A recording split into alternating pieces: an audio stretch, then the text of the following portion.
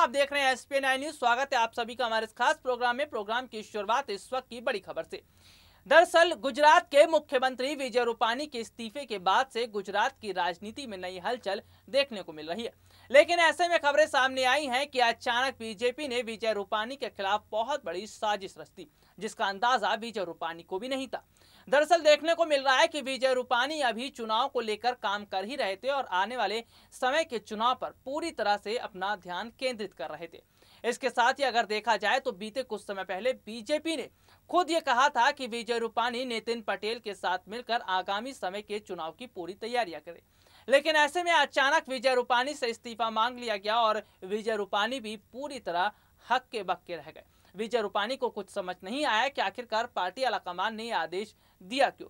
लेकिन पार्टी आलाकमान का आदेश मानना विजय रूपानी के लिए जरूरी भी था और इसलिए उन्होंने अपने मुख्यमंत्री पद से इस्तीफा दे दिया। चलिए आपको बताते हैं किस तरह बीजेपी ने विजय रूपानी के खिलाफ साजिश रची।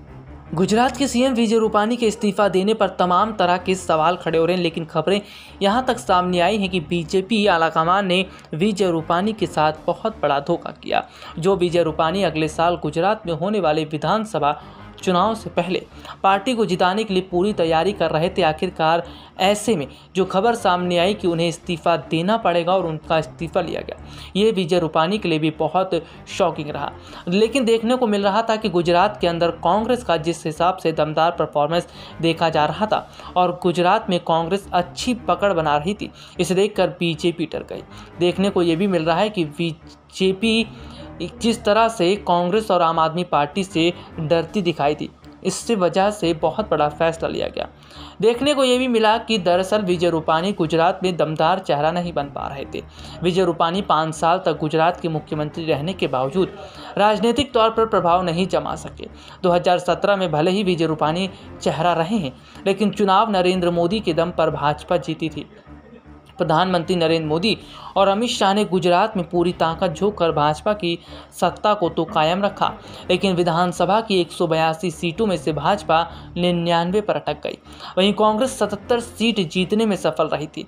भाजपा ने तय किया कि विधानसभा चुनाव वाले राज्यों में अपने चेहरे को मजबूत करेगी। इसी का नतीजा कि उत्तराखंड, कर्नाटक के बाद अब गुजरात में सीएम मुख्यमंत्री हैं, ताकि 2022 के चुनाव में मजबूत चेहरे के सहारे कमल खिल सके। और यही वजह है कि रूपानी की परफॉर्मेंस अच्छी न होने की वजह से उन्हें मुख्यमंत्री पद से इस्तीफा देना पड़ा। तो देखा आपने कि आखिरकार किस तरह से बीजेपी ने विजय रूपानी के खिलाफ साजिश रची।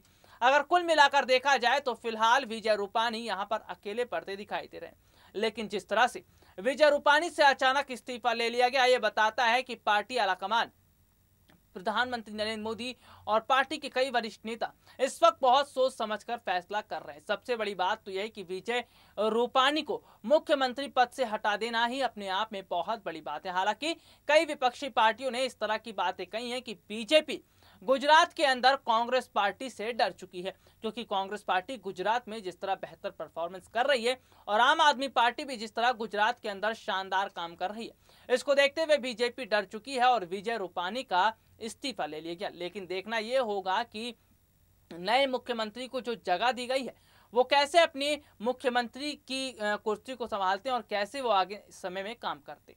चलिए आज के लिए इतना ही। आपसे फिर मुलाकात होगी, तब तक के लिए इजाजत दीजिए। नमस्कार।